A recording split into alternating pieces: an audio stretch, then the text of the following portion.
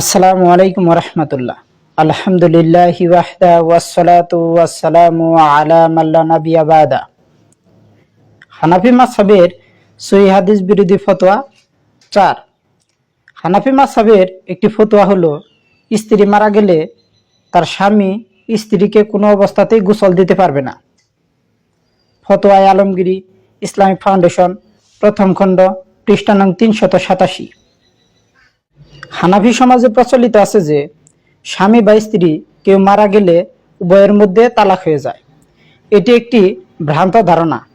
এই ভ্রান্ত ধারণাকে কেন্দ্র করে তারা মনে করে যে স্বামী বা স্ত্রী কেউ মারা গেলে কেউ কাউকে গোসল দিতে পারবে না, যা সরাসরি সহিহ হাদিস বিরোধী।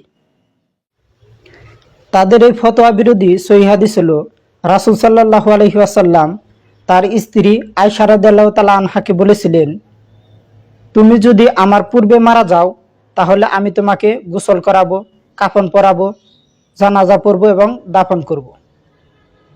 হাদিসটি আপনারা পাবেন ইবনে মাজা হাদিস নাম্বার 1465। আর ইসলামের প্রথম খলিফা আবু বকর রাদিয়াল্লাহু তাআলা আনহু তার স্ত্রী আসমা বিনতে উমাইস রাদিয়াল্লাহু তাআলা আনহা এবং ফাতেমা রাদিয়াল্লাহু তাআলা আনহা তার স্বামী আলী রাদিয়াল্লাহু তাআলা আনহুকে গোসল দিয়েছিলেন। হাদিসটি আপনারা পাবেন দারাকুতনি হাদিস নাম্বার 1833।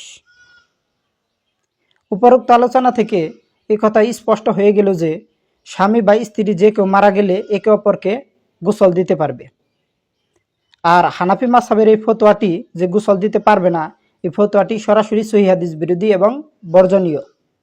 সুতরাং আসুন আমরা মাযহাবী গোঁড়ামিকে ত্যাগ করে কোরআন এবং সহিহ হাদিসের আলোকে জীবন গড়ি।